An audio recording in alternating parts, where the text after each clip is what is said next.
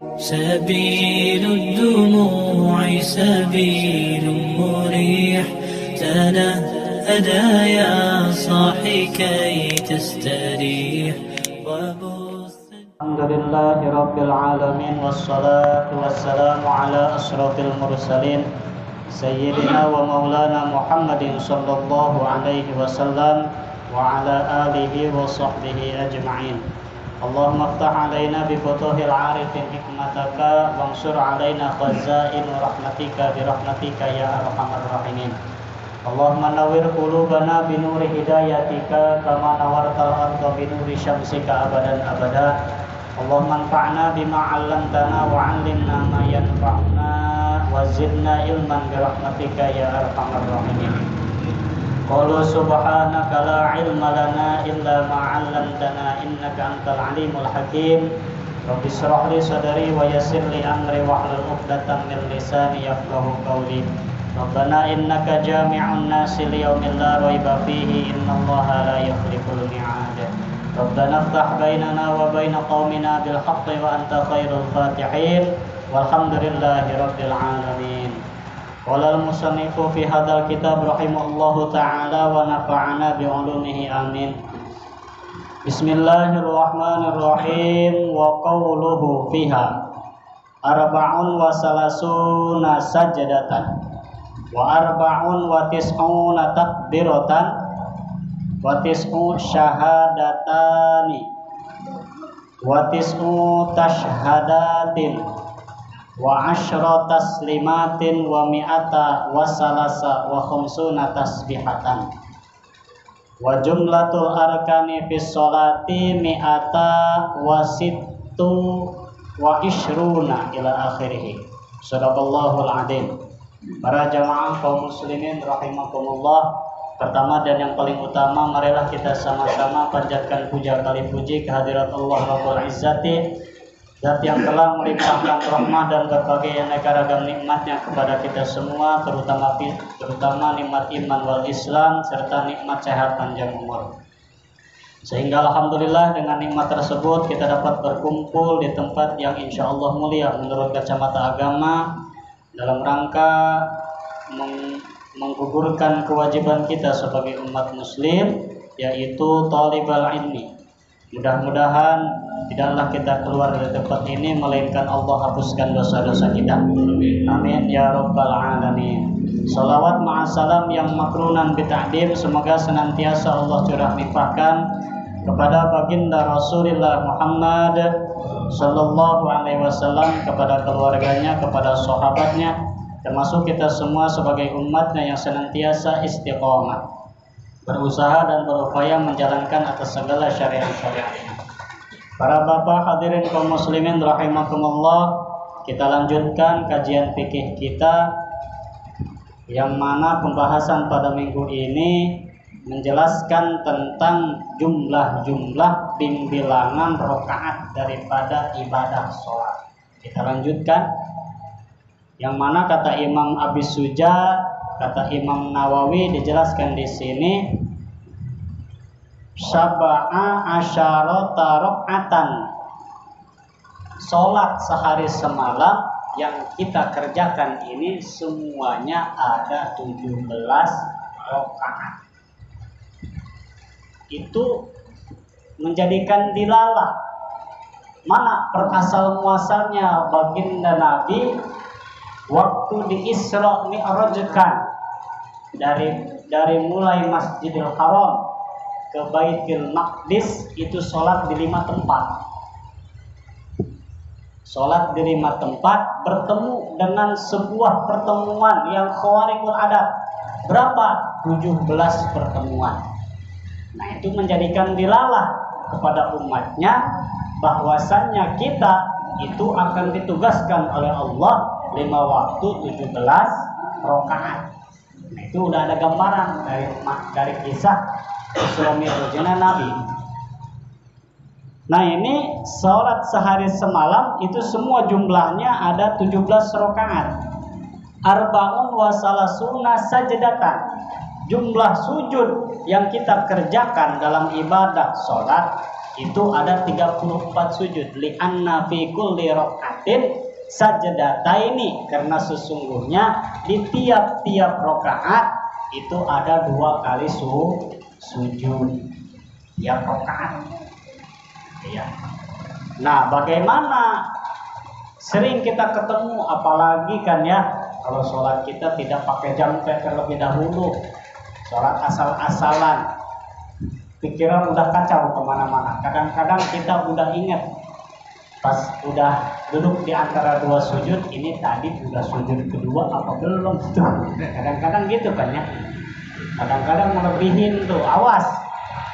Nah, kita ambil yang mana kata ulama ditegaskan di dalam keterangannya rakaat. Kalau kita lupa ketika berdiri, ini rakaat ketiga apa rakaat kedua. Kalau sholat nisbat sholat isya umpama, ambil yang lebih kecil Pak. Ambil yang lebih kecil kalau kita itu ragu dengan jumlah bilangan rakaat sholat.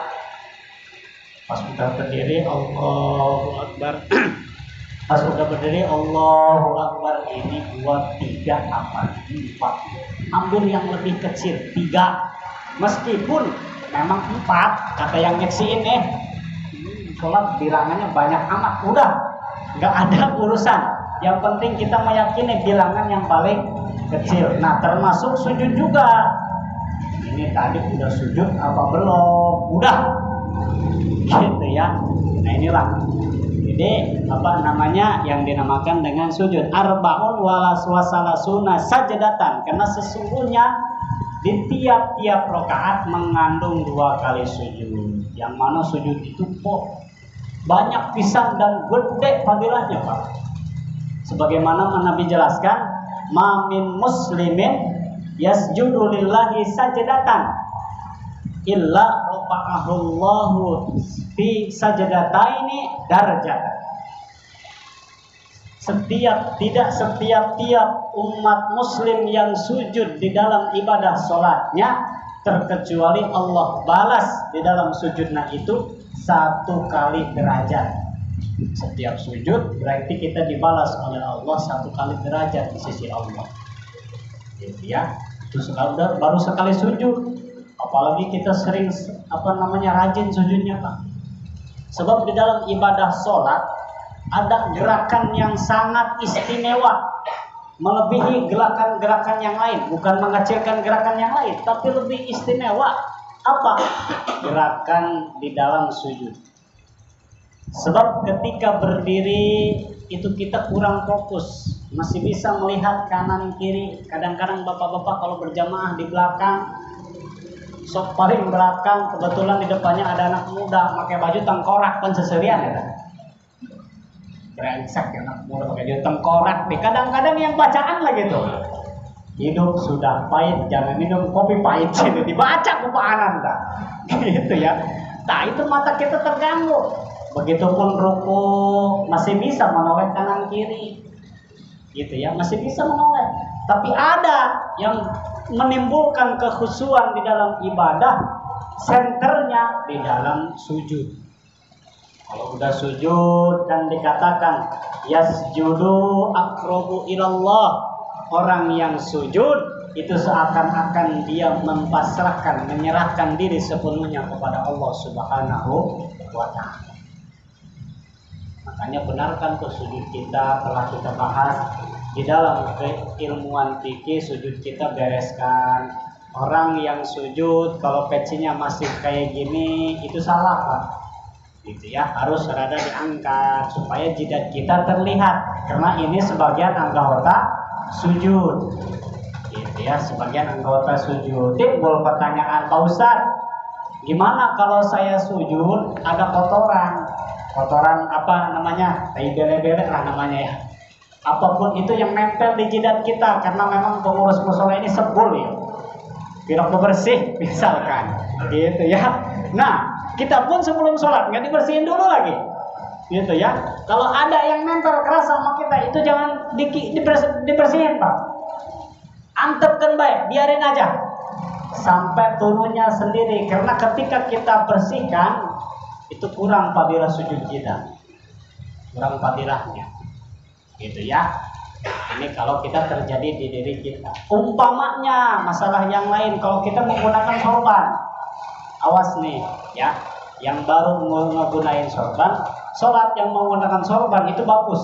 Tapi kalau tidak dengan ilmu bisa acak-acakan. Mana ketika sujud, ini sorban umpamanya kita bawa dari mulai berdiri, ruku, ini kita gerak. Nah ketika sujud, ini si sorban nyampe ke tempat sujud kita dan kita nempel ke atas sorban kita. Nempel umpamanya nih. Udah beres diangkat, ini sorban kan ngikut lagi. Batal sujudnya. Awas, batal sujudnya. Terkecuali sorban kita kayak Batman, panjang 2 meter. Gitu ya. Panjang nih sampai ke bawah. Kita berdiri itu sorban masih di situ, ruku sorban kita masih di situ, sujud pun ya masih di situ. Ini 2 meter ya.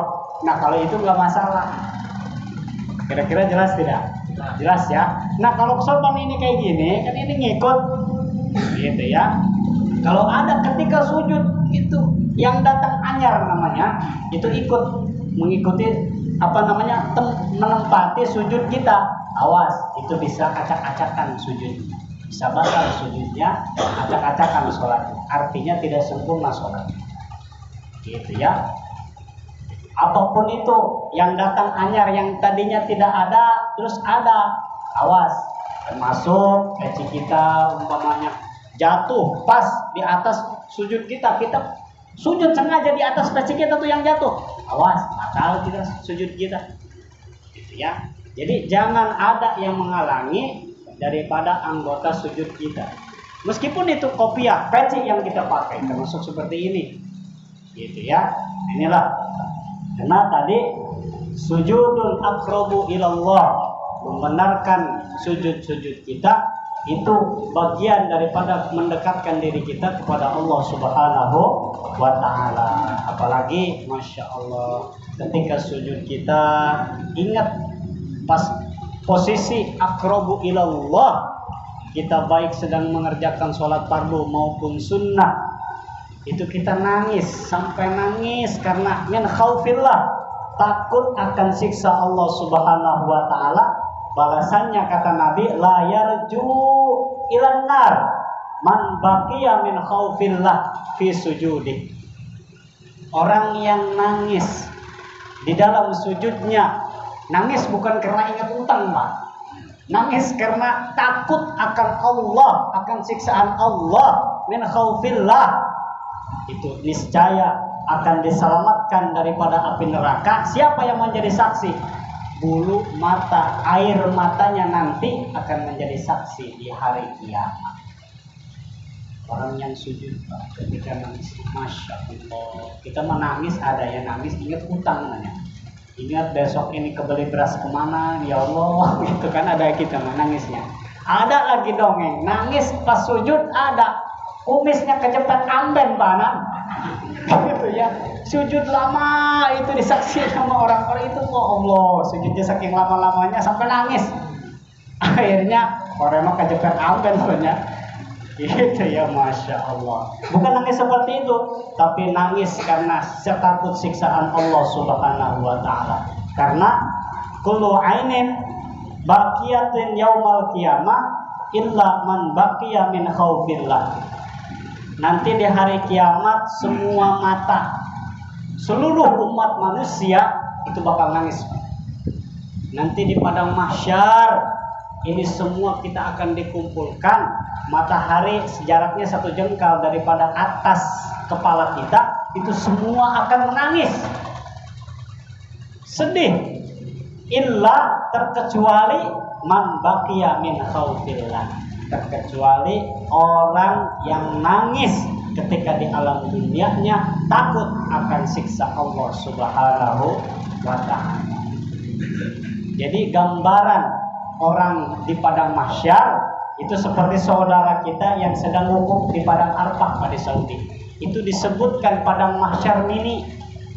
Itu kan orang yang wukuf katanya, gitu ya. Menurut bapak-bapak haji yang sudah pergi haji, Itu orang-orang yang wukuf di Arafah berbagai macam model, Pak. Ada yang bolak-balik kamar kecil merasa gerah, yang kedua ke kamar mandi si banget panas, cuci muka. Ada lagi yang waduh kipas begitu, saking gerah-gerahnya. Bahkan di dalam berita itu sampai 50 derajat Celcius, Pak. Masya Allah. Panas, saking panas-panasnya. Itu berbagai macam manusia. Ada yang kegerahan, tapi ada yang tenang-tenang aja, Pak. Ada yang santai aja, seraya berpikir, membaca tasbih, membaca takbir, membaca wiridan-wiridan yang dia punya. Ada yang tenang. Nah, nanti di alam mahsyar pun ada orang seperti itu, Pak. Ada yang merasa tenang. Siapa yang tidak akan menangis tadi? Man baqiya min khaufillah, orang yang menangis akan takut siksa Allah Subhanahu wa ta'ala. Makanya kata Imam Ghazali, usahakan seumur hidup sekali, gampang tiap malam. Seumur hidup sekali, kalau memang pas waktu berjamaah kita tidak bisa, merasa sedih, bangun tengah malam sholat tahajud, di dalam sujud kita, di dalam tasbih kita menangis. Karena ingat akan siksa Allah Subhanahu wa ta'ala. Itu yang akan menyelamatkan kita, Pak. Karena di dalam riwayatnya ada satu hikayat diceritakan, ini orang durjana. Waktu ibadah sama maksiat itu banyakkan maksiat. Ketika disidang di mahkamah Allah, ini hamba harus dilempar ke api neraka. Dilempar ke neraka. Akhirnya disuruhlah malaikat suruh melempar ke neraka. Ada yang ngalangin. Siapa? Bulu mata. Bulu mata ini sampai jadi saksi pengomong. Wahai malaikat, nanti dulu. Saya ingat dauhan Nabi. Ini kata bulu mata, ingat dauhan Nabi yang katanya barang siapa yang nangis di alam dunia ingat akan siksa Allah, maka dia akan selamat daripada neraka. Itu malaikat kaget, dihalangin sama bulu mata, laporan kepada Allah. Gusti, ya Rabbi, ini tadi ada bulu mata. Dan juga ini simpulan mau dimasukin ke neraka, ada bulu mata ngalangin. Katanya ini orang pernah nangis bahwa ingat akan min khaufillah, takut kepadamu ya Rabbi. Akhirnya apa kata Allah? Masukkan dia ke dalam surga. Qad ghafartu lahu, aku ampuni dosa-dosanya. Air mata, tetesan air mata yang berlinang di dalam bulu matanya itu akan jadi saksi, akan menyelamatkan dirinya dari siksa neraka. Gitu ya. Makanya kata Imam Ghazali, seumur hidup sekali, gampang tiap malam. Gitu ya, gampang tiap malam. Ingat dosa kita, gitu ya. Ingat kalau kita banyak dosa, Masya Allah, meratapi dosa-dosa di masa lalu kita, bertobat kepada Allah, nangis, takut akan Allah, itu akan menyelamatkan kita dari siksa neraka. Inilah kembali tadi sujud sajadataini itu mengandung tiap-tiap rakaat mengandung 2 kali sujudan. Mana lagi wa arbaun wa tis'una takbiratan. Di tiap-tiap rakaat mengandung 24 takbir. Di sehari semalam takbir kita itu sholat 5 waktu mengandung 24 takbir. Di anna fi kulli rak'atin khamsu takbiratan sunnatan. Karena sesungguhnya di tiap-tiap rakaat ada 5 kali takbir. Takbir sunnah maupun takbir taharrum. Takbir taharrum itu takbir fardu, Pak. Mana takbir fardu? Takbir fardu di sini wa takbiratil qiyam fis sujudil awwal, yaitu takbir mengangkat tangan. Artinya takbir itu setelah kita naik daripada sujud awal, tasyahud awal. Ya, 2 rakaat sholat isya, 2 rakaat sholat maghrib, 2 rakaat sholat zuhur. Begitu beres tasyahud awal, kita cengkat ke atas seraya membaca takbir Allah, mengangkat tangan. Itu termasuk takbir yang fardu.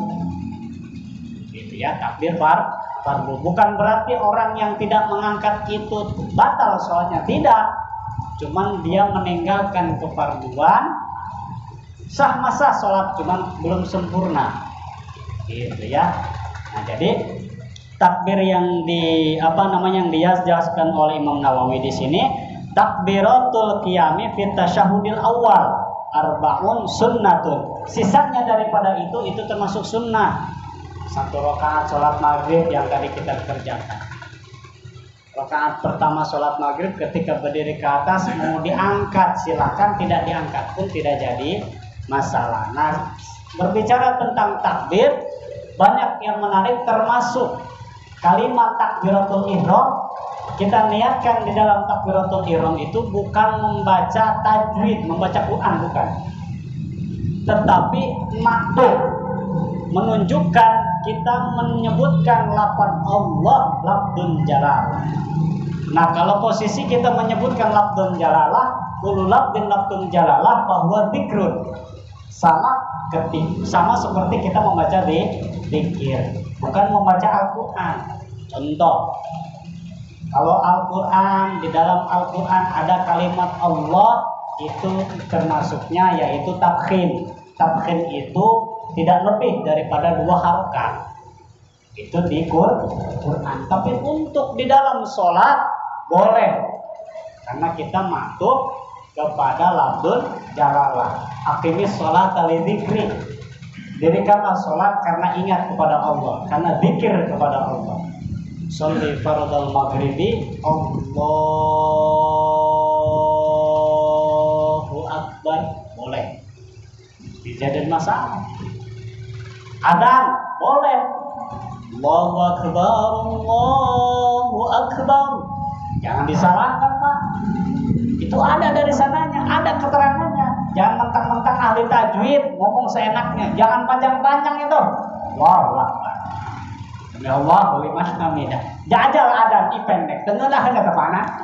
Allahu akbar, Allahu akbar. Nih, mulai itu datang ya. Gitu ya. Nah, disinilah pentingnya kita mempelajari ilmu fikih. Jangan asal-asalan.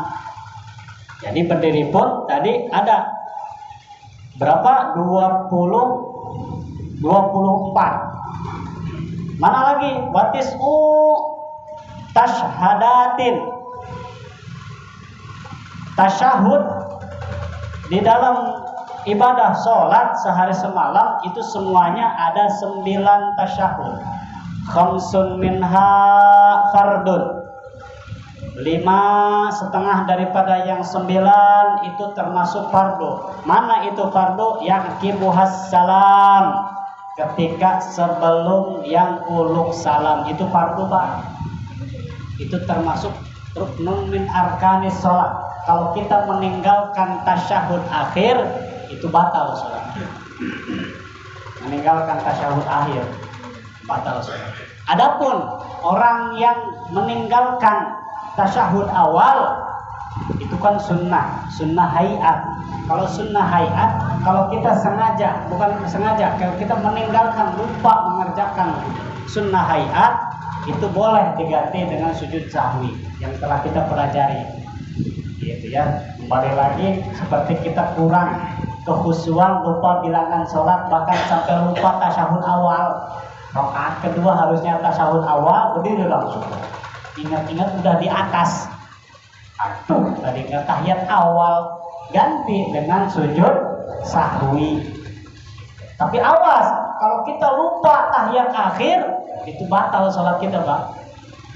Gimana tuh yang ninggalin tasyahud akhir? Berarti umpamanya yang udah sujud akhir nih, Allahu Akbar, Assalamualaikum warahmatullahi, batal sholat. Nggak tahiyat akhir. Yaqibuhas salam. Indalam mengiring-iringi uluk salam, sebelumnya uluk salam. Nah, uluk salam pun ada yang fardu, ada yang sunnah. Mana yang fardu? Yang termasuk masih di dalam ibadah sholat, pas uluk salam yang pertama noleh ke kanan, Assalamualaikum warahmatullahi, itu masih yang fardu. Yang sunnah mana? Yang kedua, Assalamualaikum warahmatullahi, yang noleh ke belah kiri, itu termasuk sunnah. Makanya kalau ingin membatalkan hadas kita apapun itu yang belah kiri baru, jangan yang kanan. Umpamanya nahan kentut, udah rakaat ketiga nih mau dibatalin saya, ini sholat isya, udah rakaat ketiga 1 rakaat lagi, gitu ya. Nah udah nggak tahan, itu udah hampir mau keluar, gitu. Jangan yang belah kanan, tapi yang belah kiri. Ambil yang sunnah. Kalau yang kita keluarin yang belah kanan itu batal apa sholatnya.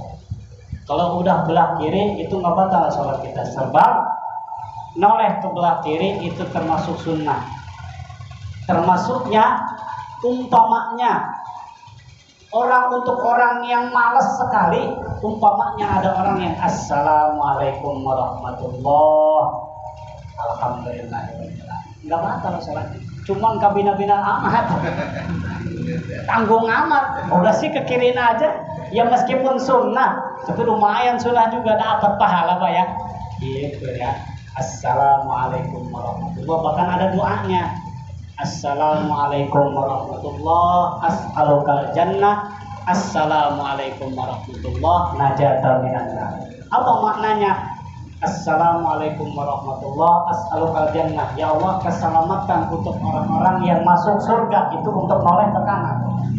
Assalamualaikum warahmatullah, najata minan nar. Selamatkan diriku daripada api neraka. Itu isyarat untuk orang yang masuk surga itu memang ke belah kanan, masuk neraka itu ke belah kiri. Selamatkan diri kita, selamatkan diri saya daripada api neraka ketika orang yang noleh ke kiri. Jangan dilepasin lah. Assalamualaikum warahmatullahi wabarakatuh. Sholat jenazah ya kan? Gitu ya, ada tata caranya. Mana lagi? Wa asyra taslimatin. 10 daripada uluk salam. Khamsatun wajibatun. Nah, 10 salam itu semuanya ada 10. Yang 5 itu wajib. Wajib dikerjakan oleh kita. Tadi yang sebelah kanan, assalamualaikum warahmatullah. Apa namanya, bunyikan al-syamsiyah daripada uluk salam itu supaya sempurna uluk salam kita. Jangan asal-asalan. Kadang-kadang kedengar oleh kita assalamualaikum warahmatullah. Assalamualaikum. Salam kemana? Daun salam ternyata duduk. Gitu ya. Assalamualaikum. Alif nempel kepada alif lam al-syamsiyah namanya masjid, ditasjidkan daripada alif ke huruf sin. Assalamualaikum. Bahkan termasuknya juga ketika uluk salam di luar sholat, gitu ya, dianjurkannya seperti itu Pak. Assalamualaikum. Kan kadang-kadang ada yang kedengarannya kumnya doang. Waalaikum. Siapa tuh? Kamu jauh. Gitu ya, Assalamualaikum. Bahkan ada yang ngatain juga jangan nggak wajib dijawab itu orang kayak gitu Pak. Gitu ya, assalamualaikum. Nah untuk orang yang mempertamai, gitu ya, orang yang memulai uluk salam itu termasuk sunnah. Dan orang yang mendengar uluk salam yang pertama itu wajib dijawab. Awas. Itu yang pertama, orang yang uluk salam duluan itu sunnah. Tapi orang yang mendengarkan uluk salam, orang yang menguluk salam itu dijawabnya itu wajib. Contoh, ada orang assalamualaikum warahmatullah ke kita. Assalamualaikum. Itu kita mendengarkan, wajib jawab. Wajib jawab. Timbul pertanyaan zaman sekarang. Zaman sekarang nih kan ada nih dengar-dengar di ceramah, di HP, di radio, di TV, itu ada yang uluk salam. Bagaimana Ustadz? Jawab aja lah kalau mendengar. Itu mah termasuknya sunnah muakkad gitu ya. Tetapi kalau untuk orang di sekitar kita ada yang uluk salam, apalagi berdua, nggak ada siapa-siapa, uluk salam orang itu ke kita, tapi nggak kita jawab, berakah lah, dosa. Karena uluk salam itu adalah menyampaikan salam kepada kita, mendoakan keselamatan. Assalamualaikum, keselamatan untukmu. Itu kalau bahasa kita. Dijawab oleh kita, waalaikumsalam. Dan juga keselamatan untuk. Idza huyitum bi tahiyyatin fahayu bi ahsana minha. Bahkan harus lebih baik.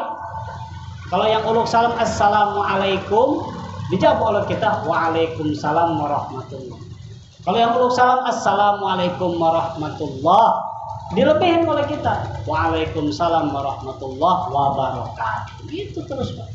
Ada yang lebih sempurna, assalamualaikum warahmatullah wabarakatuh wa maghfiratuh wa ridwanuh. Itu yang paling sempurna. Kalau kita mendengar yang sempurna kayak gitu, jawab yang lebih sempurna juga.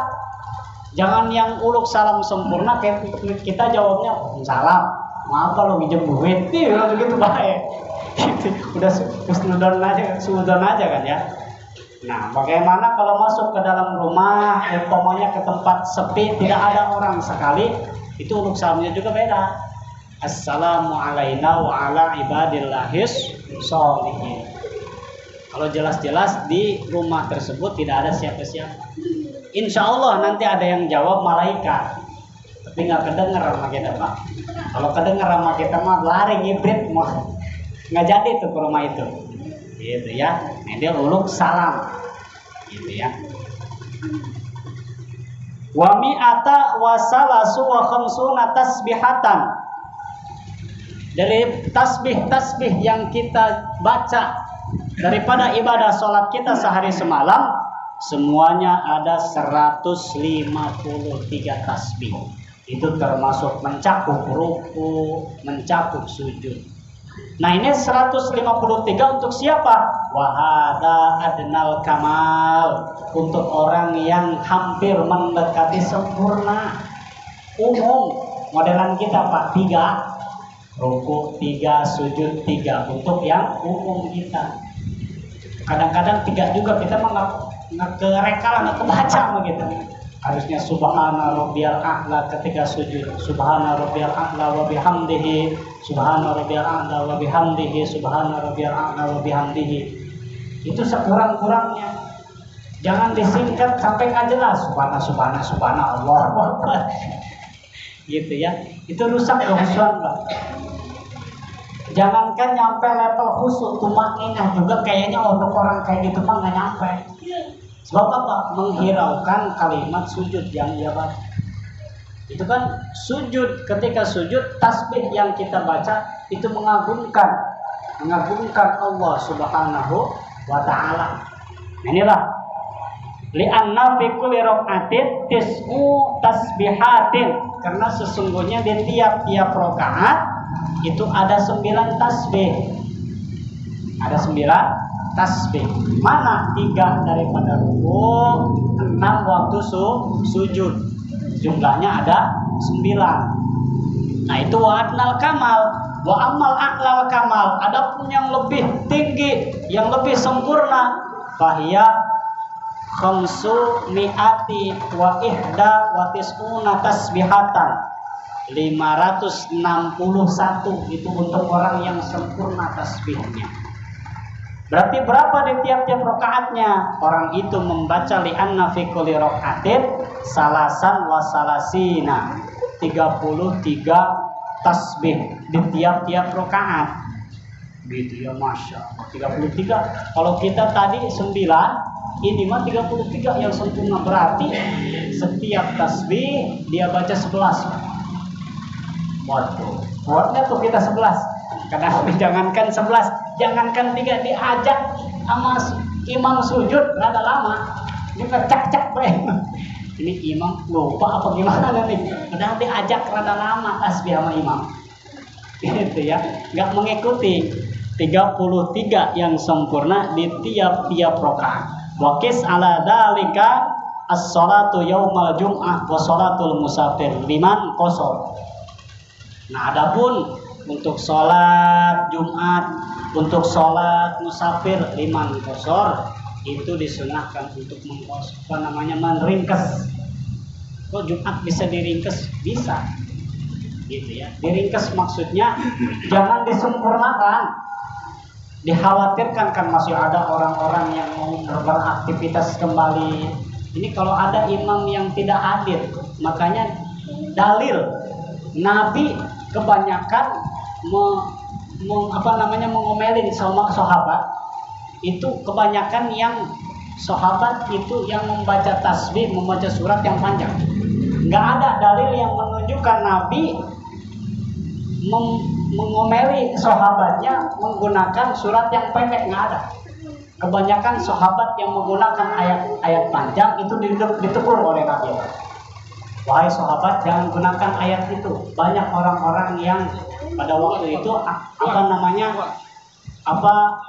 pada waktu itu banyak sahabat-sahabat yang jongkok. Makanya ayat-ayatnya yang pendek. Gitu ya. Nah, inilah.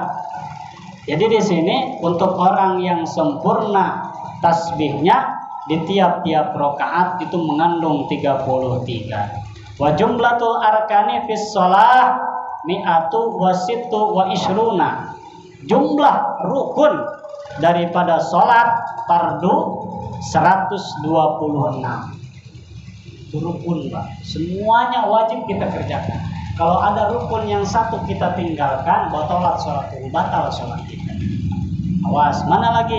Bil iksari ala wahidin minar rubaiyah wa yaj'alu sujudaini ruknaini bi isqatit tartibi wa niyatul khuruji li wuduhihima.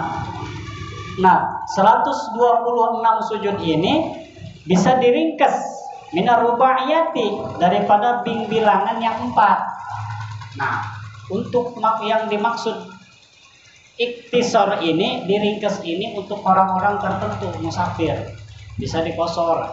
Yang bangsa 4 rubaiyah bisa menjadi 2. Mana? Dohor, asar, dan isya. Itu bisa dikosor.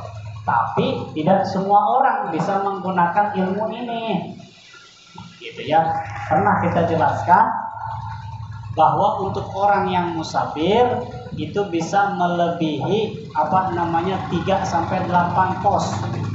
Satu posnya itu mengandung 8 sampai 7 kilo. Gitu ya. Belum bisa dikatakan umpamanya Pak Anan pulang ke Pandeglang, ke Serang, anak ngosor belang, nggak bisa. Bisa dikosor. Gitu, nggak bisa. Mana lebih? Perjalanan ke Madura, perjalanan ke Surabaya itu boleh mengkosor sholat, gitu ya, boleh mengkosor sholat. Mana lagi? Fi subhi salasuna ruknan. Di dalam 126 itu rukun terbagi-bagi. Di dalam sholat subuh mengandung 30 rukun. Di anna ruknaini fihima arba'atu wa ishruna ruknan. Karena di dalam sholat subuh itu ada satu rakaatnya itu rukunnya ada 24 rukun, Pak. Masya Allah. Ini Pak, minggu ini berarti kita ngitung bilangan rukun kita, Pak. Sebab apa? Kalau kita tidak tahu sama sekali nih rukun, mana rukun sunnah, mana rukun yang benar, mana rukun yang salah, ini kita bisa acak-acakan kan ilmu fikihnya ya. Nah, itu di dalam sholat subuh satu rakaat itu rukunnya ada 24. Nah, mana kalau kunut Pak Ustadz itu termasuk rukun apa bukan? Itu kalau kunut di dalam sholat subuh itu bukan termasuk rukun. Bukan termasuk rukun. Meskipun umpamanya Bapak meninggalkan rukun, tapi jangan sengaja lupa, tidak kunut, boleh diganti dengan sujud sahwi. Yang rukun itu yang paling penting, pokoknya itu takbiratul ihram, niat itu yang wajib, Pak. Rukun termasuk Al-Fatihah, itu termasuk rukun. Kalau meninggalkan surat Al-Fatihah di dalam rakaat kita, itu bahkan tidak disebut rakaat. Kalau tidak dikerjakan acak-acakan, batal sholat itu. Gitu ya. Bahkan ditegaskan di dalam keterangan yang telah kita lewati, kalau umpamanya ada orang yang mendahului surat daripada surat Al-Fatihah, dia membaca surat terlebih dahulu nih. Bismillahirrahmanirrahim. Qul huwallahu ahad, Allahus somad, lam yalid wa lam yulad wa lam yakul lahu kufuwan ahad. Allahu akbar. Itu batal. Ada lagi yang mendahului surat, mengakhirkan Fatihah, boleh. Tapi sunnahnya juga nanti di akhir waladhdallin itu masih sunnah membaca surat. Berarti ketelimpang ya sama orang. Sudah baca surat, bismillah baca Fatihah, bismillah baca surat lagi. Waduh, rajin jasa ya sama Pak. Udahlah, yang umum aja, langsung rukun, baca Fatihah, dilanjut dengan membaca surat-surat. Gitu ya. Nah, maka diajarkannya juga di dalam surat Al-Fatihah, di dalam tafsir Ibnu Katsir Al-Imam Nawawi itu menjelaskan untuk mazhab Syafi'iyah Bismillahirrahmanirrahim itu termasuk daripada surat Al-Fatihah. Mulai bismillah sampai waladhdallin, ghairil maghdubi alaihim waladhdallin, itu surat sempurna surat Al-Fatihah. Kalau umpamanya orang yang bermadhab bukan Imam Syafi'i, itu bismillahnya itu bukan termasuk bagian dari surat Al-Fatihah. Suratnya itu alhamdulillah. Maka di dalam ayat berhenti daripada alaihim yang pertama itu memisah antara ayat yang sebelumnya kepada ayat yang selanjutnya. Makanya kita sebagai mazhab Imam Syafi'i yang ayat terakhir ghairil siratal ladzina an'amta 'alaihim ghairil maghdubi 'alaihim waladdallin, itu sunnahnya baiknya satu kali nafas. Jangan menyelangkan, jangan mensekat gitu ya antara ayat yang ini dengan ayat yang itu. Dikhawatirkan kita menggunakan mazhab yang ono. Kalau kita bermadhab dalam satu ibadah kita 2 kali madhab, itu nggak boleh, Pak. Hawaknya kemarahan. Kalau kita umpamanya menggunakan madhab Syafi'i, dari mulai niat sampai khuruj sampai beres itu harus madhab Imam Syafi'i. Jangan kita ketika niatnya madhab Imam Syafi'i, waktu Fatihah Imam Maliki, sujudnya Imam Hambali, aku kumaha itu gitu ya. Gitu. Itu yang nggak ngerti, itu yang sujud, yang wudunya Imam Syafi'i menggunakan etika Imam Syafi'i, tapi ketika pembatalannya menggunakan Imam Maliki, awas ketelimpang ada Pak. Kan kalau Imam Maliki itu menyentuh ajnabi wanita yang selain mahram dengan kita itu tidak batal Pak, selama tidak menggunakan nafsu. Kalau pakai nafsu itu batal menurut Imam Maliki dan Hambali. Gitu ya. Imam Hambali itu imam yang paling muda, muridnya Imam Syafi'i. Nah, tapi wudunya juga beda kalau kita menggunakan madhab Imam Maliki dan Imam Hambali. Nah, itu mah khusus bagian Timur Tengah. Tapi ketika terap dan kentutnya itu juga beda. Kalau Imam Syafi'i terap, bahasa Indonesia ya. Nah, itu tidak batal kalau mazhab Syafi'i. Gitu ya. Tapi untuk kentut itu batal. Nah, kalau sebaliknya yang mazhab Timur Tengah, mazhab Hambali, itu umpamanya berderap, itu batal. Tapi kalau kentut plus enggak. Kebalik. Nah, makanya keliru untuk orang yang menggunakan 2 kali madhab dalam satu melakukan syariat. Awas, meskipun wawasannya luas, awas, jangan menggunakan madhab. Gitu ya. Ada juga kita Imam Syafi'i ini tidak batal menyentuh selain mahram kita itu kepada anak kecil. Itu pun kalau nggak pakai syahwat Pak. Ini mengendong-gendong yang belum balik pakai syahwat, harus batal ya Pak ya.